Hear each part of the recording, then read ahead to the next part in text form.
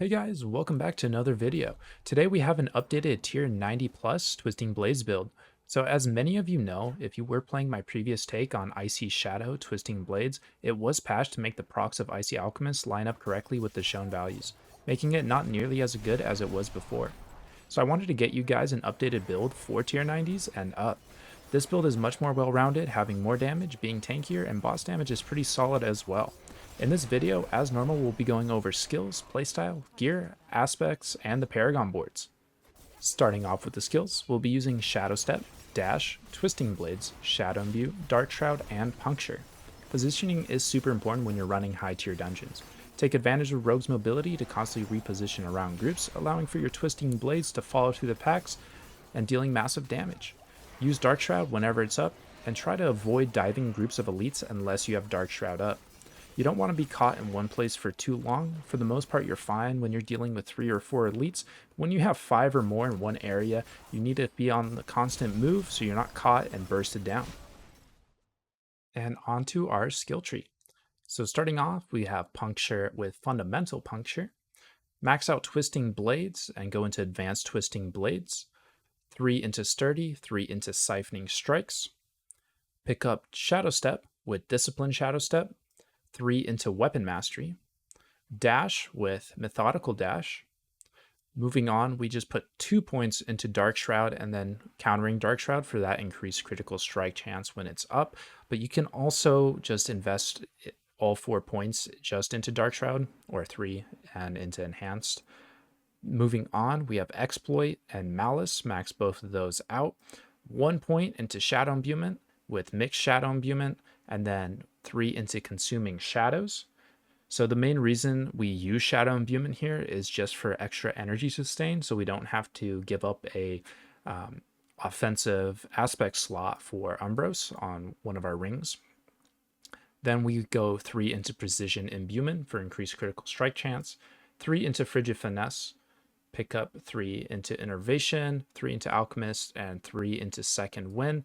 And of course, the mastery skill that we're using is Momentum, mainly for the increased damage reduction. Now for our gear and aspects.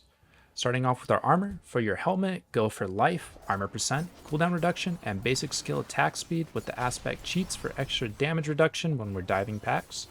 The chestplate, get damage reduction from close, damage reduction from distant, and armor percent with the aspect might.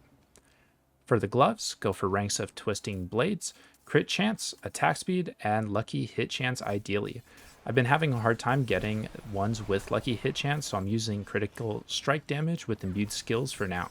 For the aspect, you can either go for Expectant for extra damage, or aspect of Quickening Fog to daze enemies as you dive, giving you some more survivability. For your pants, get life, damage reduction from close, and damage reduction from distance with disobedience. And for the boots, we're still using Penitent Grease to apply chill to get our crowd control bonuses. Moving on to our weapons. On our crossbow, we want crit damage, vulnerable damage, core damage, and dex with the aspect accelerating. For the daggers, on one hand we have Condemnation, and for our other hand we have 2 options. We can either go Ashira's for the attack speed and lucky hit chance it provides, or a legendary dagger with the same stats as the crossbow with the rapid aspect or another damaging aspect. Ashira's will give you better sustain paired with Siphoning Strikes, while the legendary dagger will give you more damage. And lastly, our jewelry. On our amulet, you want ranks 2 Weapon Mastery, cooldown reduction, damage reduction, and dex percent with the aspect Stolen Vigor, giving you some very nice HP sustain with momentum. On the rings, you want life, crit chance, crit damage, and vulnerable damage with the aspects Blade Dancers and Edge Masters. I would also recommend getting a 3rd ring for bosses with energizing for energy sustain and to stagger the bosses faster, like this ring here. And for our hearts, we want at least a brutal socket and a vicious socket, and the last socket can be any color. The mandatory hearts are Barber and Revenge. Barber gives you insane damage and clear with the area damage it provides, while Revenge gives you some more survivability with the damage suppress. For our Vicious socket, we can either go Tempting Fate for extra critical strike damage, or Cluster Munitions for extra crowd control. And lastly, the Paragon Boards. Starting off with the glyphs, we're taking Closer, Combat, Turf, Exploit, and Control. And for the legendary nodes, we pick up Tricks of the Trades and Cheap Shot. And then throughout the board, you'll see that we pan off to pick up some of these rare and magic nodes just to give us some more survivability and damage when we're running those high tiers. That pretty much sums up the Paragon boards. If you have any questions, let me know.